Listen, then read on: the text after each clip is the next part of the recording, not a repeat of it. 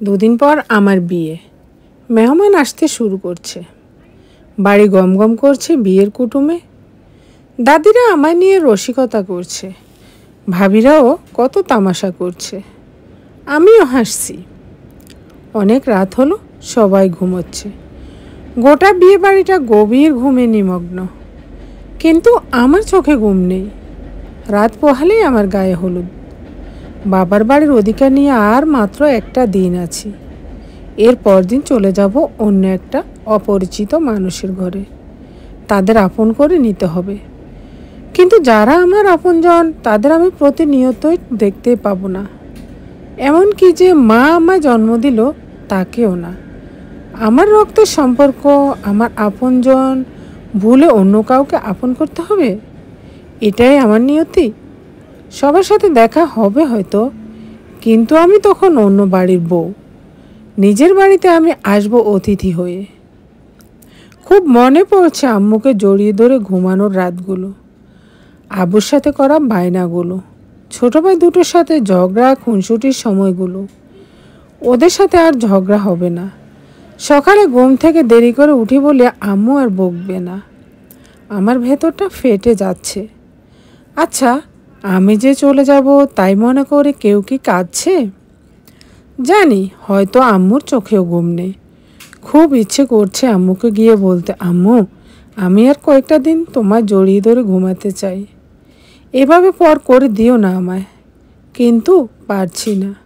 তা কি আর সম্ভব? ঘড়ির কাঁটার প্রতিটা সেকেন্ড পার হচ্ছে, আর আমার এ বাড়িতে থাকার সময়টা ফুরিয়ে আসছে। এসব ভাবতে ভাবতে কখন যে ঘুমিয়ে পড়লাম জানি না।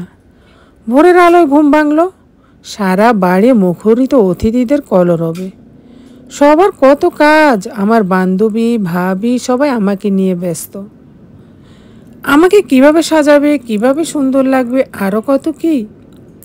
আমি ওদের দিকে ব্যতিব্যস্ত হরিণীর মতো তাকিয়ে আছি। মনে মনে ভাবছি, তোরা আমাকে সাজিয়ে গুছিয়ে এইভাবে পার করে দিচ্ছিস? আর কয়েকটা দিন থাকতে দে না প্লিজ, আমার যে খুব কষ্ট হচ্ছে। নানা আয়োজনের পর আমাকে বিকেলে সবাই গায়ে হলুদের জন্য নিয়ে যাচ্ছে। মাকে আগে বলে রেখেছিলাম আমার গায়ে হলুদটা যেন আমার আম্মুর ছোঁয়ায় হয়। আম্মু আমার গায়ে হলুদ ছোঁয়াচ্ছে, আর আমার প্রত্যেকটা ইন্দ্রিয় যেন বলছে, দাও মা, তোমার ঘরে থাকাকালীন শেষ গোসলটা করিয়ে দাও। একদিন এইভাবেই জীবনের প্রথম গোসলটা তুমিই করাইছিলে, আজ এভাবেই পর করে দাও। হলুদের পর্ব শেষে সবাই আমাকে সাজিয়ে দিল। রোশনাইয়ের আলোয় সারা বাড়ি সেজে উঠল। সবাই আমাকে ঘিরে বসেছে, একজন মেহেদি পরিয়ে দিচ্ছে। আগে কত স্বপ্ন দেখতাম এই বিষয়গুলো নিয়ে, কিন্তু আজ বিষণ্ণতা আমায় ঘিরে ধরছে। ইচ্ছে করছে চিৎকার করে কাঁদতে আর বলতে, মা গো, আমাকে পর করে দিও না মা। সবাই যখন চলে গেল চুপি চুপি আম্মুর কাছে গিয়ে বসলাম। আম্মুকে বললাম, আম্মু আমার খুব খিদে পেয়েছে, আমাকে আজ তুমি খাইয়ে দিবে? কেন দিব না রে মা, তুই বস, আমি তোর খাবার নিয়ে আসছি। আম্মু আমাকে খাইয়ে দিচ্ছে, আর আমি ছল ছল চোখে আম্মুর দিকে তাকাচ্ছি আর ভাবছি, মা গো, তোমার ছোট্ট মেয়েটা কত বড় হয়ে গেছে, কাল তার বিয়ে, না চাইতে চোখ থেকে জল পড়ছে। হঠাৎ আম্মু আমাকে জড়িয়ে ধরে হাউ মাউ করে কেঁদে দিল। আমি আর নিজেকে আটকাতে পারলাম না। আম্মুকে জড়িয়ে ধরে অনেকক্ষণ কাঁদলাম। আজ আবার আম্মুকে জড়িয়ে ধরে ঘুমাতে গেলাম, আর হয়তো এ সুযোগ পাবো না। আম্মু আমাকে ঘুম পাড়িয়ে চলে গেল, কিন্তু আমি তো ঘুমাইনি। ঘড়ির কাঁটাটা একঘর করে পথ অতিক্রম করছে, আর আমার সময় পুরাচ্ছে। দেখতে দেখতে রাতটাও কেটে গেল। আজ আমার বিয়ে, আমাকে সাজানো হয়ে গেল, সবাই আমাকে নিয়ে তামাশা করছে। হঠাৎ কে যেন এসে বলল, বর এসেছে, বর এসেছে। আমার ভেতরটা যেন কেমন করে উঠল। সবাই ছুটে গেল বর দেখতে। আমি একলা ভাবছি, আর মাত্র কিছুটা সময় আমার এ বাড়িতে থাকা, সব অধিকার চুকে যাচ্ছে। সারা বাড়িতে অতিথি আপ্যায়নের আমেজ শুরু হয়েছে।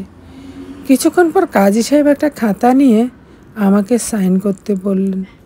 কলমটা হাতে নিয়ে ভাবছি, আজ থেকে আমিও আমার না, আমার সব ইচ্ছে আশা আকাঙ্ক্ষা সব অন্যের নামে দলিল করে দিচ্ছি। এটাই আমার নিয়তি। আম্মু বিদায়, চিরকালের জন্য বিদায়। আম্মু, আব্বু বিদায়, আমার ছোট্ট ভাইয়েরা বিদায়।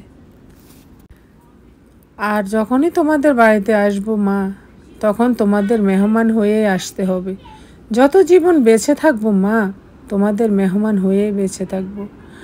আমি অধিকার নিয়ে বলতে পারবো না কখনোই যে এটা আমার বাড়ি, কোনো দিনও না। আমাকে বলতে হবে এটা আমার বাবার বাড়ি, ওইটা আমার স্বামীর বাড়ি। আমার নিজের বাড়ি বলতে কিচ্ছু নেই মা, কিচ্ছু নেই। আমরা মেয়েরা কত অসহায়, তাই না? আল্লাহ তাআলা আমাদের মেয়েদেরকে অনেক সম্মান দিয়েছেন, কিন্তু ভাবো একটা বারো নিজের বাড়ি বলতে আমাদের কিচ্ছু হয় না। একটা বাবার বাড়ি, একটা শ্বশুর